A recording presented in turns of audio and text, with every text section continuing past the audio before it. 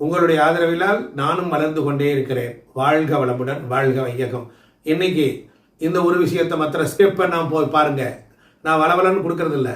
ஒன்று நான் சொல்கிற நேரத்தை குறிச்சிக்கோங்க. அந்த நேரத்தில் தவறு எதுவும் பண்ணாமல் இருங்க. நல்லது பண்ணுறீங்களோ இல்லையோ கெடுதல் பண்ணாமல் இருங்க. உங்கள் குழந்தைகளையும் கவனமாக இருக்க சொல்லுங்க. தீய விஷயங்களில் ஈடுபட வேண்டாம். அந்த நாளில் அந்த நேரத்தில் நீங்கள் நினைத்தது நடக்கும். புரியுதுங்களா? உதாரணத்திற்கு ஆடி அமாவாசை அன்று அமாவாசை முடிவடையும் கடைசி 1 மணி நேரத்தில் இருக்குது. அது நீத்தார் பெருமக்கள் இறந்தவங்களுக்கு தான் நம்ம நினச்சிக்கிட்டு இருக்கோம். ஆனால் ஆண்களுக்கு அமாவாசை ஒரு பாதிப்பை தருங்க. பெண்களுக்கு பௌர்ணமி தான் ஒரு பெரிய பாதிப்பை கொடுக்கும். பொதுவாக சில நேரத்தில் பார்த்தீங்கன்னா உலகத்தில் இருக்கக்கூடிய எல்லா உயிரினங்களும் பார்த்தீங்கன்னா சில நேரங்களில் அது தாறுமாறாக இருக்கும். அமாவாசை அன்னைக்கு போனோம்னா சில பேருக்கு வெறி பிடிக்குது, சிலருக்கு மன உளைச்சல் அதிகமாகுது. அப்படிலாம் நம்ம எங்கேயோ கேள்விப்பட்டிருப்போம். சித்தர்களெல்லாம் பார்க்கக்கூடாதும்பாங்க. கண்டிப்பாக போகக்கூடாது. என்ன காரணம் அப்படின்னா, இந்த பிரபஞ்சத்தில் இருக்கக்கூடிய அத்தனை அண்டங்களில் வாழக்கூடிய எல்லா உயிரினங்களும், மனிதர்கள் உள்பட எல்லா உயிரினங்களுக்கும் ஒரு 5 நிமிட நேரமானது வேகமாக ஒரு சக்தி வரும்.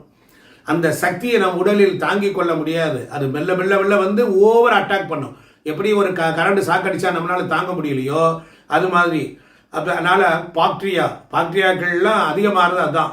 புல், பூண்டு, மரம், யானை, திமிங்கலம், இந்த மாதிரி கடலில் வாழக்கூடிய உயிரினங்கள், அதுபோல வைல்டு ஃபாரஸ்டில் இருக்கக்கூடிய சிறுத்தை, கழுதை புலி, முயல், மான், பாம்பு, நீர் யானை, கடலில் இருக்கிற நட்சத்திர மீன், கடவாய் மீன், கடல் பசு, கடலில் இருக்கக்கூடிய பாசிகள், ஒட்டகம், பூரான், அதே போல் பள்ளி, அதே போல் ஆந்தை, இப்படி நாய், குதிரை, கழுதை, எறும்பு, ஒவ்வொரு மனிதனிடத்திலையும் இந்த நேரத்தில் ஒரு சூட்சமமான சக்தி வரும். அந்த நேரம் அவங்க உடலும் உயிரும் நடுங்கும். அந்த நேரத்தில் தான் என்னாகும், சில பேர் சொல்கிறாங்களே அமாவாசை வந்துட்டா போதும் ஆம்பளை அடிச்சிடும், பௌர்ணமி வந்துட்டா பெண்கள் அடிச்சிடும். இப்போ உடம்புக்கு முடியாமல் ஆஸ்பத்திரியில் படுத்து கிடக்கிறாங்க, வைத்தியம் ட்ரீட்மெண்ட் ஏறலை சொல்கிறாங்க. என்னடி இழுத்துக்கிட்டே கிடக்கு கர்மம் அப்படிம்பாங்க. இல்லை பொம்பளை தானே பௌர்ணமியில் அடிச்சிருவாங்க. இந்த சக்தியை தாங்க முடியாமல் பலகீனமாக உடல் உள்ளவர்கள் எல்லாரும் அவங்க டக்குன்னு மரணத்துக்கு போயிடுறாங்க. புரியுதுங்களா? அதே நேரம் அமாவாசை அன்னைக்கு அந்த நேரம் அதாவது அமாவாசை முடிகிறதுக்கு 1 மணி நேரத்துக்கு முன்னால், 2 மணி நேரத்துக்கு முன்னாலே அந்த சக்தி வந்துடும். அப்போ உயிரோட்டம் வாழக்கூடிய நாம் எல்லாரும் அந்த நேரம் வீட்டில் விளக்கு பொருத்தலாம். ஒரு கிரகணத்தை விட கொடியதுங்க. அதே நேரம் அதன் நன்மையும் உள்ளே இருக்கு. நன்மையை அறியணும்னா சித்தர்கள், மகான்கள் ஜீவ சமாதியை ஒரு ஃபோட்டோ வச்சுக்கிட்டோ ஒரு விளக்கு பொருத்திக்கிட்டோ அவங்க பேரை சொல்லலாம். ஓம் அகத்தி சாய நமகன் சொல்லலாம். இல்லை என்றால் உங்களுக்கு தெரிஞ்ச மந்திரத்தை சொல்லலாம். இல்லை என்றால் அபிராமி அந்தாதி பாடல்களையும் பாடிக்கொண்டிருக்கலாம். சிவபுராணத்தை பாடலாம். யாத்திரை 10 போன்ற திருவாசகத்தில் வரக்கூடிய முக்கியமான பாடல்களை பாடலாம்.